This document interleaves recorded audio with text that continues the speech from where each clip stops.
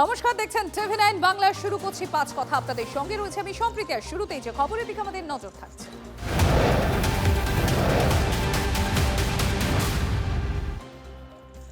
মমতা বা অভিষেক নয়, তারাই আসল তৃণমূল। নির্বাচন কমিশনে ফুল বেঞ্চের কাছে দাবি জানিয়ে এলেন ঋতব্রতপন্থীরা। কমিশনে ফুল বেঞ্চের সঙ্গে ফলপ্রসূ আলোচনা হয়েছে। তারাই আসল তৃণমূল, দলের প্রতীক তহবিলের দাবির প্রশ্নই নেই। কমিশনের শুনানি শেষে জানালেন ঋতব্রত বন্দ্যোপাধ্যায়। ফের আক্রমণ করলেন অভিষেক বন্দ্যোপাধ্যায়কে।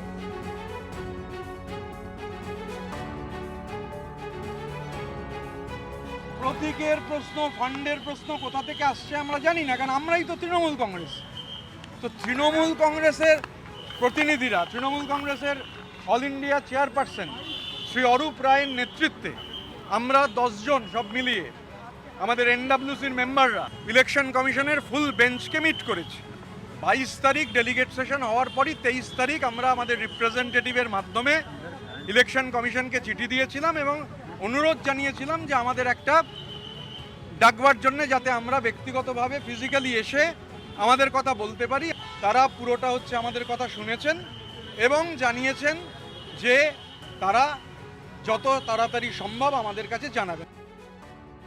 এই সার্কাসটা হচ্ছে তৃণমূল কংগ্রেসের সম্পর্কে বিভ্রান্তি তৈরির জন্য আমাদের প্রতিপক্ষ কেন্দ্রীয় শাসক দলের স্পন্সর্ড একটা নাটক। তার কুশীলবরাও সমস্ত তাদের দ্বারা নিয়ন্ত্রিত, অর্থাৎ ইলেকশন কমিশন, জ্ঞানেশ কুমার, একটা নজিরবিহীন কাজ তারা আজ করেছেন। যে কোনো টম, ডিক অ্যান্ড হ্যারি যে কোনো একটা বেছে নিয়ে তাদের সঙ্গে একটা বৈঠক। যারা আসল তৃণমূল বলে দাবি করেছেন তারা যে তৃণমূল সেইটা সার্টিফাই করেছেন মমতা ব্যানার্জি আর অভিষেক ব্যানার্জি তাদের নমিনেশনে। নমিনেশন পেপার খুলুন, এফিডেভিট দেখুন, ফর্ম এ ফর্ম বি দেখুন। তাহলে যারা পার্টির অথরিটি ইলেকশন কমিশনের খাতায়, তারা অথরাইজ করেছে বলে আমি তৃণমূল হয়েছি। তাহলে আমি কি করে বলবো যে তারা নয় আমি আসল তৃণমূল? এটা পৃথিবীতে হওয়া সম্ভব হচ্ছে, কারণ বিজেপির মদতপুষ্ট জ্ঞানেশ কুমার তিনি অশুভ শক্তির প্রতিনিধি হিসাবে তৃণমূলকে ডিস্টার্ব করার চেষ্টা করছেন। ভাড়াটিয়া হঠাৎ বলছেন আমি বাড়ির মালিক। তার কারণ ভাড়াটেদের পেছনে পাড়ার কোনো দাদা রয়েছেন, ভাড়াটিয়াদের পেছনে পাড়ার কোনো দাদা রয়েছেন, যা গিয়ে দখল করে নে, বলে দিচ্ছি থানায়। এটা তো সেই গল্প হচ্ছে। আমরা আমাদের কথা বলেছি ডিটেলসে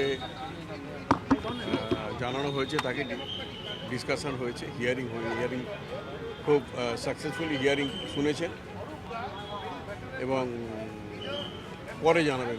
কালীঘাটে যারা তারা বলছে কি আপনারা আসল না, তারাই আসল। That will decided by election commission. আপনাদের হাতে পরিষদীয় দল থাকলেও সাংসদরা এখনো পর্যন্ত নেই, এই বিষয়টা আপনারা কি করে বলছেন? কারণ তারা তো এনসিপিআই গঠন করে এনডিএর সঙ্গে শরিক হয়েছে, আপনারা তৃণমূল হিসেবে আছেন। এটা তো বলছি, এটা ইলেকশন কমিশন উইল ডিসাইড। ওরা ডিটেলসে শুনেছে, হিয়ারিং শুনেছে, জানাবে। ফুল বেঞ্চ ছিল, ডিটেলসে শুনেছে, পরে জানাবে। নির্বাচন কমিশনকে জানানোর বিষয় এটাই যে আমাদের এনসিডব্লিউ নতুন করে তৈরি হয়েছে এবং সেটা সর্বসম্মতিতে তৈরি হয়েছে এবং সেই এনসিডব্লিউ মাননীয় অরূপ রায়কে চেয়ারপারসন হিসেবে করে তুলে ধরেছেন, নির্বাচিত করেছেন। এটাই তো জানাবার বিষয়। অধিকাংশ বিধায়ক আমাদের দিকে, আমরা প্রিন্সিপাল অপোজিশন, এই স্বীকৃতি আমরা বিধানসভায় পেয়ে গেছি।